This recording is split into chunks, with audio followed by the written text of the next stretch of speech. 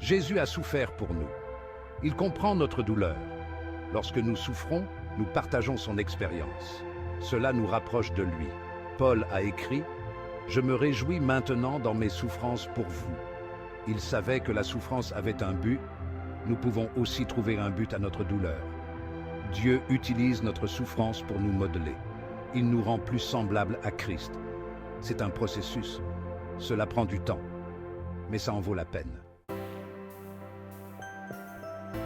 Pensez à un forgeron. Il chauffe le métal dans le feu. C'est douloureux pour le métal, mais c'est nécessaire. Le métal devient plus fort, plus utile. Notre souffrance est comme le feu. C'est douloureux, mais Dieu l'utilise. Il nous rend plus forts, plus utiles pour son royaume. Nous apprenons la patience à travers les épreuves. Nous développons la persévérance. Notre caractère est affiné. Nous devenons mieux équipés pour servir Dieu. N'oubliez pas que Dieu est avec nous dans le feu. Il ne nous abandonnera pas. Il nous soutiendra.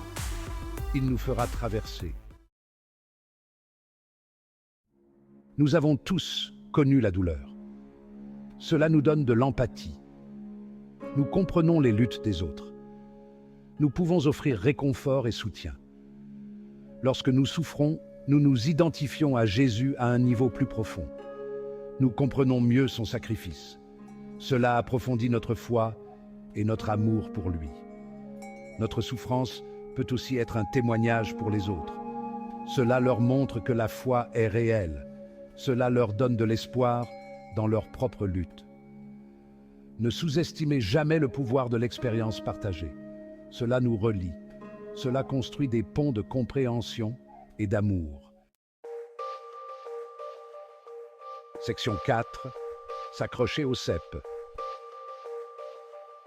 La souffrance peut être déroutante. Nous pouvons remettre en question le plan de Dieu. Nous pouvons nous sentir seuls. Il est crucial de s'accrocher à Jésus pendant ces moments difficiles. Il est notre source de force. Il est notre réconfort dans la tristesse. Il est la lumière qui nous guide à travers les ténèbres. Restez connectés à Dieu par la prière. Lisez sa parole. Recherchez la communion fraternelle avec d'autres croyants. Ces pratiques soutiendront votre foi. Rappelez-vous que même Jésus a crié dans sa souffrance. C'est normal d'exprimer sa douleur à Dieu. Il vous entend. Il prend soin de vous. Section 5. Le chemin de la persévérance. Ne vous attendez pas à un chemin facile. Suivre Jésus implique souvent de souffrir. Cela fait partie du voyage. Mais ne perdez pas courage. Dieu utilise vos épreuves pour vous façonner. Il vous prépare à quelque chose de plus grand. Faites confiance à son timing. Faites confiance à son plan. Pensez à une graine plantée dans le sol. Elle doit endurer l'obscurité et la pression avant de pouvoir pousser. Notre souffrance est comme ça. C'est une partie nécessaire de la croissance. Cela conduit à une nouvelle vie, une nouvelle force, un nouveau but. Soyez patient, soyez persévérant. La percée viendra. Section 6. Faire confiance à l'invisible. Nous ne comprendrons peut-être pas toujours nos souffrances, mais nous pouvons faire confiance à la bonté de Dieu. Nous pouvons avoir confiance qu'il fait concourir toutes choses pour notre bien. Ses voies sont plus hautes que nos voies. Ses pensées sont plus hautes que nos pensées.